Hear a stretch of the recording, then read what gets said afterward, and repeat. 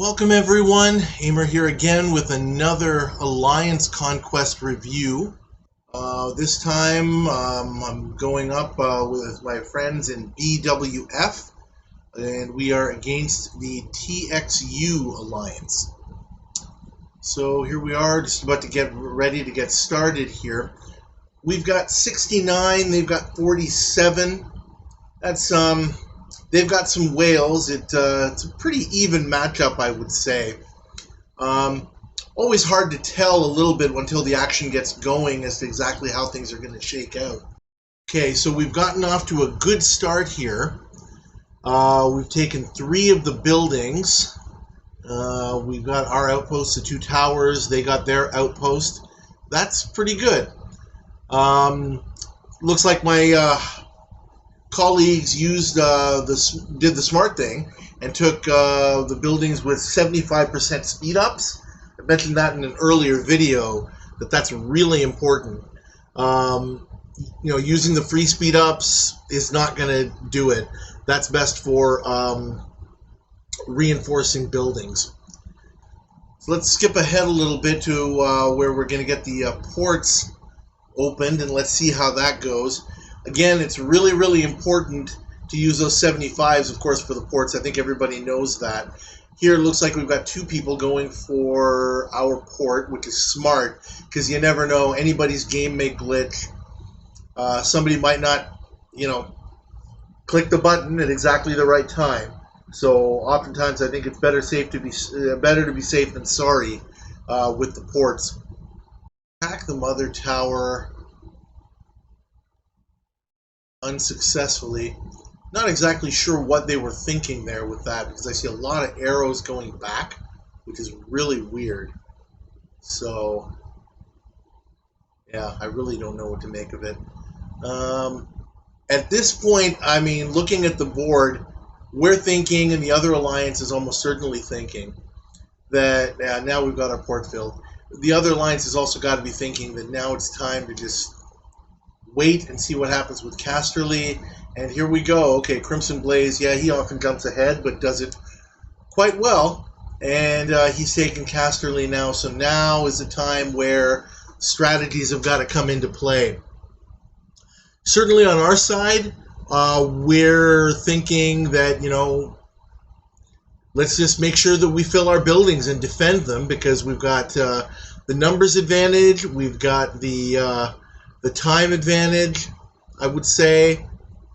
The point differential is definitely in our favor. No need to take chances, just defend what you've got. TXU, though, is going to have to come up with some kind of plan to turn the tide fairly quickly. We're going to have to see what they're going to do.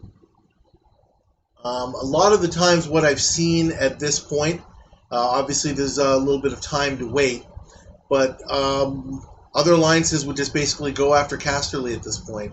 There's not a huge need to use speed ups when you're filling Casterly, especially for the first time, just because there is such a long delay in terms of when it can be attacked by the enemy. So it looks like they're going after the port. They're going after well, far for them, near for us. And they've got multiple rallies coming in on this port. We've got it filled up pretty well. So we're going to have to see those what happens with these hits. It appears that their strategy is they want to take out this port, and I guess then after that they're probably going to do some maneuvers on Casterly. I can see that possibly working. Might not be the strategy that I would use. I guess it really does depend on the situation, whether you actually think you can take it. Boy, it looks like they've done a good job. Wow, look at that. They did take this port. Yeah, so that's tough. And in the meantime, they've also taken both strongholds. I think that was a really good plan. They basically, when you're outnumbered and the opponent has a lot of buildings, that means that they've got a lot of places to defend. So they took the tack of going after both strongholds. They got them both. Managed to get there pretty quick, very quickly. I'm sure they used their 75 speed ups on those ones. And at the same time took out our port. Now, so that's what we're going to do. I'm going to heal some of my troops because I have a feeling we're going to need them. And let's see. Yeah, our defense at Casterly is pretty solid. 13 million power. And, okay, we're going after the opposing outpost. Yeah, I can see how that would make some sense. It's an attainable target. I think it seems like this was thought of before. And then after that, we can turn our attention back to the near port and see what we can do with that. As long as we hold Casterly, I think we are okay as far as that goes. Okay, so we've got another set of reinforcements coming in on Casterly. Okay, that first hit, took it down quite a bit. The second hit was pretty substantial too. And now we've got a third hit coming in, okay, which was a really big one. And now this last one, well, that seems to have done it.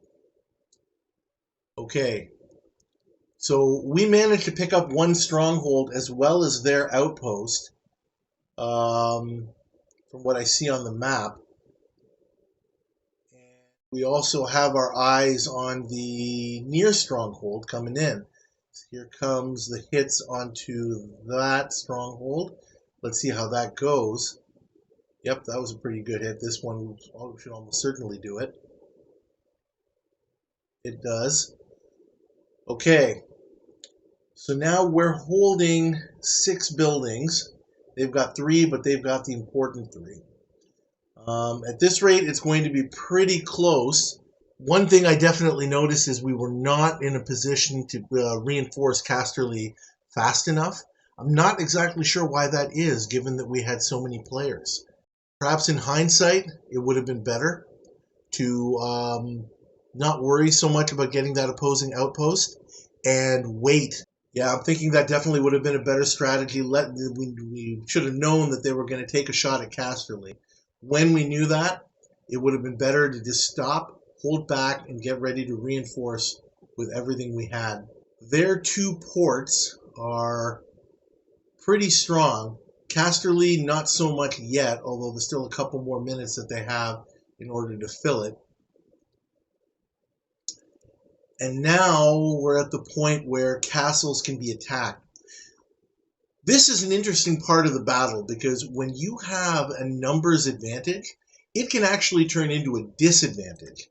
By having so many castles available to hit, that means that your opponent has a lot of opportunities to get points from those castles. So we're going to have to watch that score and see how quickly they can close the gap, because they certainly can just by attacking castles. There's no doubt about that. We are tempting them to come after our outpost. I think they're basically seeing that, while they can get a fair bit of points from our castles, we can get quite a bit from theirs.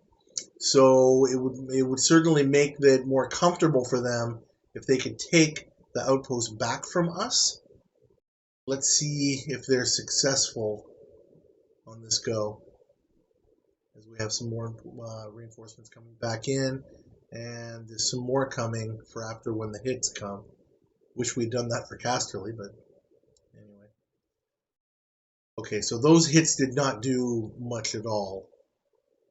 Looks like we're going to be able to hold on to this outpost. Oh, that hit was pretty